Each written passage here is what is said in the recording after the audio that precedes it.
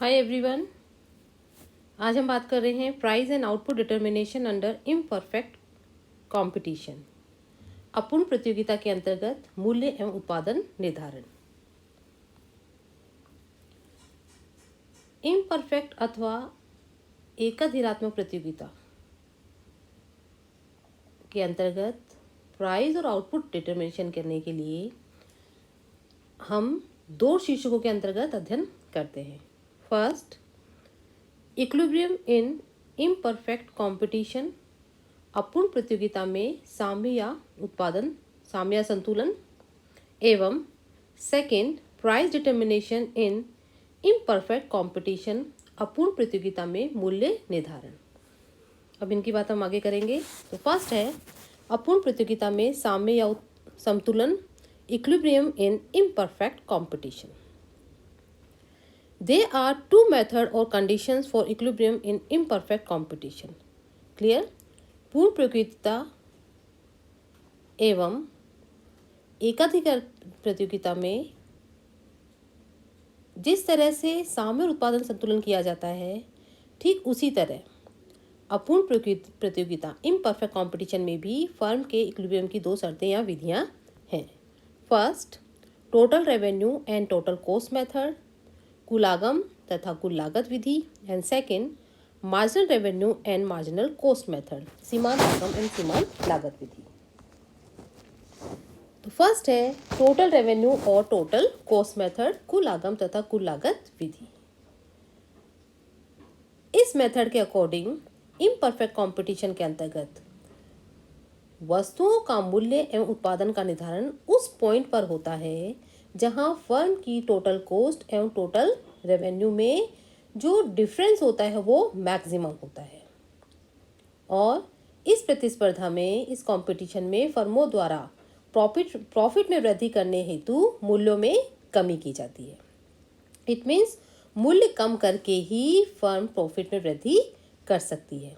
इसलिए फर्म का total revenue curve प्रारंभ में बढ़ता हुआ होता है और अंत में वो गिरता हुआ होता है। एक मैक्सिमम पॉइंट पर पहुंचने के बाद वो धीरे धीरे गिरने लग जाता है। तो देखिए डायग्राम आपके सामने है। डायग्राम में टी आर कुल आगम वक्र और टी सी कुल लागत वक्र है। ए और बी पॉइंट पर टोटल कॉस्ट और टोटल रेवेन्यू दोनों बराबर होने के कारण फर्म को कोई लाभ या कोई हानि नहीं हो रही है। पॉइंट की बात करें और बी पॉइंट में तो कोई लाभ और कोई हानि नहीं होती है। इसे ब्रेक इवन पॉइंट कहते हैं। इट मीन्स ए बिंदु से पहले तथा बी बिंदु के पश्चात फर्म को हानि होगी। क्यों होगी? क्योंकि TC is greater then TR है। क्लियर? ए व बी के बीच प्रॉफिट की स्थिति है, इसलिए इसमें T R is greater than T C है, तभी तो प्रॉफिट हो रहा है। क्योंकि टोटल रेवेन्यू ज़्यादा होगा टोटल कॉस्ट से, तभी प्रॉफिट होगा। और लाभ के क्षेत्र में एक फर्म उस बिंदु पर उत्पादन करेगी जहां टी आर टोटल रेवेन्यू व टी सी टोटल कॉस्ट में सर्वाधिक अंतर होगा। तो डायग्राम में ओ क्यू उत्पादन की मात्रा पर जो हम बात करें तो टोटल रेवेन्यू बिल्कुल नो प्रॉफिट नो लॉस की है Q1 पे भी। और Q2 जो हम बात करेंगे क्वांटिटी की, वहां पर टोटल रेवेन्यू और वो सर्वाधिक है। इट मीन्स उत्पादन करने के लिए फर्म को RC और RQ2 minus CQ2 it means अधिकतम लाभ प्राप्त होता है। तो फर्म OQ उत्पादन मात्रा पर कुल आगम जो है OQ की बात करें तो यहाँ पर TR इक्वल्स टू RQ2 है तथा total cost TC equals to CQ2 है। क्लियर? इसलिए फर्म OQ उत्पादन करने पर फर्म को RC अधिकतम लाभ प्राप्त हो रहा है। अब हम बात करेंगे सेकंड मेथड की या सेकंड कंडीशन की, marginal revenue and marginal cost approach या मेथड, सीमांत आगम तथा सीमांत लागत विधि। इस मेथड के अकॉर्डिंग इम्परफेक्ट कंपटीशन में एक फर्म इक्विलिब्रियम की स्थिति में उस समय होती है जब उसकी मार्जिनल रेवेन्यू उसके मार्जिनल कोस्ट के बराबर होती है। कब? Marginal revenue equals to marginal cost. साथ ही इसमें फर्म का जो डिमांड कर्व है वो नीचे की तरफ गिरता हुआ होता है। क्लियर? डायग्राम देख लीजिए, ये डिमांड कर्व नीचे की तरफ गिरता हुआ है। डायग्राम में AR जिसकी बात करें हम, जो P फर्म की औसत आगम रेखा है, जिसे मूल्य या मांग रेखा भी कहा जाता है। मार्जिनल रेवेन्यू लाइन है ये, और मार्जिनल कोस्ट वक्र MR लाइन को नीचे से किस बिंदु पर काट रहा है? E बिंदु पर, जिसे हम क्या कहेंगे? इक्विलिब्रियम पॉइंट कहेंगे। और इस बिंदु पर वस्तु का मूल्य कितना है? PQ, और उत्पादन की मात्रा है OQ। क्लियर? तो इस तरह से इस मेथड के अकॉर्डिंग प्राइस डिसाइड होता है और इक्विलिब्रियम का पॉइंट डिसाइड होता है।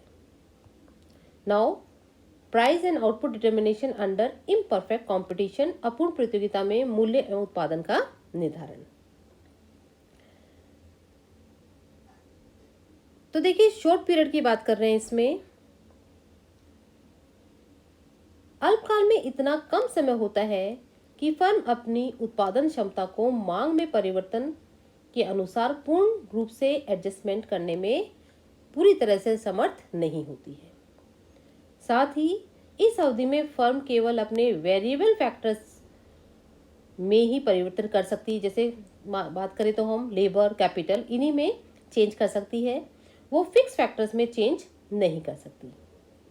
और एक फर्म शॉर्ट टर्म में उत्पादन में तब तक वृद्धि करेगी जब तक कि एक अतिरिक्त वस्तु को उत्पादन करने की जो लागत है, जो हम क्या कहेंगे उसे, मार्जिनल कोस्ट, तथा अतिरिक्त वस्तु को विक्रय करने से प्राप्त आगम, जिसे हम कहेंगे मार्जिनल रेवेन्यू, दोनों बराबर न हो जाए। तो कब तक करेगी? जब तक marginal cost equals to marginal revenue. Clear? तो देखिए, शॉर्ट टर्म में एक फर्म तीन प्रकार की कंडीशन में होती, सिचुएशन में होगी। Situation of super normal profit, situation of normal profit और सिचुएशन ऑफ लॉस। सबसे पहले हम बात कर रहे हैं situation of super normal profit. Imperfect competition के अंतर्गत शॉर्ट टर्म में बाजार की स्थिति फर्म के अनुकूल होती है, फेवरेबल होती है। इसलिए वस्तु का मूल्य वस्तु की एवरेज कॉस्ट से अधिक होता है। ARP is greater than AC। Clear? और वस्तु का मूल्य वस्तु की औसत लागत से अधिक होता है तो फर्म क्या अर्जित करती है? लाभ अर्जित करती है। इसीलिए शॉर्ट टर्म में फर्म को सुपर नॉर्मल प्रॉफिट होता है। तो देखिए, डायग्राम में E पॉइंट पर फर्म इक्विलिब्रियम की पोजीशन में है, क्योंकि यहाँ MR और MC दोनों एक दूसरे को काटते हैं। क्लियर? OX साम्य वस्तु के उत्पादन की कुल मात्रा है, एवं OP की बात करें या OM की बात करें तो लाभ को अधिकतम करने वाला मूल्य है। एवरेज रेवेन्यू या AR मूल्य एवं SAC उत्पादन लागत के बीच की दूरी कितनी है? NM यहाँ है, अथवा CP के बराबर है। इस प्रकार फर्म को प्रति इकाई NM के बराबर लाभ प्राप्त हो रहा है और फर्म का कुल लाभ है PCNM। ये फर्म का कुल लाभ है। यह स्थिति तभी संभव होती है जब फर्म की वस्तु की मांग बहुत स्ट्रॉन्ग होती है और अन्य फर्मों द्वारा उत्पादित मिलती जुलती जो वस्तुएं सब्स्टिट्यूट हैं अथवा उसकी निकटतम स्थानापन्न नहीं है, तो फर्म ऊंचा मूल्य रख के भी प्रॉफिट कमाती है। क्लियर, प्रॉफिट प्राप्त कर सकती है। Now second, situation of normal profit, सामान्य लाभ की स्थिति। अपूर्ण प्रतियोगिता की दशा में किसी फर्म को नॉर्मल प्रॉफिट तभी मिल सकता है जब फर्म की जो प्रोड्यूस्ड वस्तु है उसके लिए मांग कमजोर होती है अथवा उसके निकटतम स्थानापन्न उपभोक्ताओं को उपलब्ध होते हैं। इस कंडीशन में क्या होगा, इससे फर्म का एवरेज रेवेन्यू AR व औसत लागत AC दोनों बराबर होते हैं। क्या होते हैं, AR equals to AC। Clear, जैसे डायग्राम में देखिए सामने दिख रहा है, इस डायग्राम से हमें ये पता लगता है कि जो E बिंदु है, यहाँ आ जाइए, यहाँ पर MR equals to SM C है, फर्म की इक्विलिब्रियम पोजीशन है, क्योंकि E बिंदु से होती हुई एक खड़ी रेखा AR मांग वक्र को M पॉइंट पर यहाँ पर टच करती है, इसलिए इस बिंदु को फर्म की औसत लागत एवरेज कोस्ट मूल्य के बराबर है। इट मीन्स फर्म को केवल सामान्य लाभ ही प्राप्त हो रहा है। और इसका क्या कारण है, इसका कारण यह है कि इस बिंदु पर फर्म का मूल्य कितना है, OP, तथा उत्पादन की मात्रा OQ निर्धारित है। Clear. Now third situation is हानि की स्थिति, सिचुएशन ऑफ लॉस। तो देखिए, यदि शॉर्ट टर्म में वस्तु की प्राइस फर्म के प्रतिकूल है, एडवर्स है, तो इक्विलिब्रियम में फर्म का एवरेज कोस्ट फर्म की एवरेज रेवेन्यू से अधिक होगा। Average cost is greater than average revenue, इसलिए फर्म को क्या होगी, हानि होगी, और इस कंडीशन में फर्म लॉस को सफर करती है। डायग्राम आपके सामने है, देखिए ई बिंदु जो फर्म का इक्विलिब्रियम पॉइंट है, यहाँ पर MR इक्वल्स टू MC है। कारण यह है कि ई बिंदु से होती हुई एक खड़ी रेखा बात करें, वो M बिंदु पर SAC को टच कर रही है। Clear, short term average cost को टच कर रही है।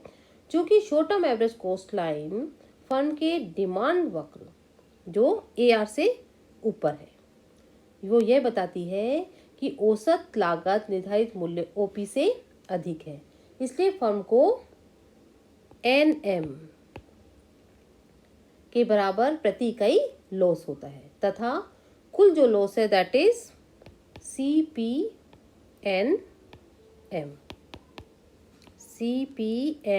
ये लॉस है। शॉर्ट टर्म में फर्म को हानि होने के बावजूद भी वह उत्पादन तब तक जारी रखती है जब तक कि एवरेज वेरिएबल कोस्ट औसत परिवर्तनशील लागत मूल्य OP से कम या बराबर रहेगी। क्लियर। और देखिए जो मूल्य है यहाँ पर P इक्वल्स टू AR तथा एवरेज वेरिएबल कोस्ट P बिंदु के बराबर है। दोनों ये किसके बराबर है, P बिंदु के बराबर है। इट मीन्स हानि होने के बावजूद फर्म अल्पकाल में उत्पादन जारी रखती है। इस प्रकार फर्म का मूल्य OP तथा उत्पादन की मात्रा OQ के बराबर होती है। क्लियर। तो ये इम्परफेक्ट कंपटीशन के अल्पकाल में मूल्य उत्पादन निर्धारण की तीनों सिचुएशंस हैं। Thank you so much.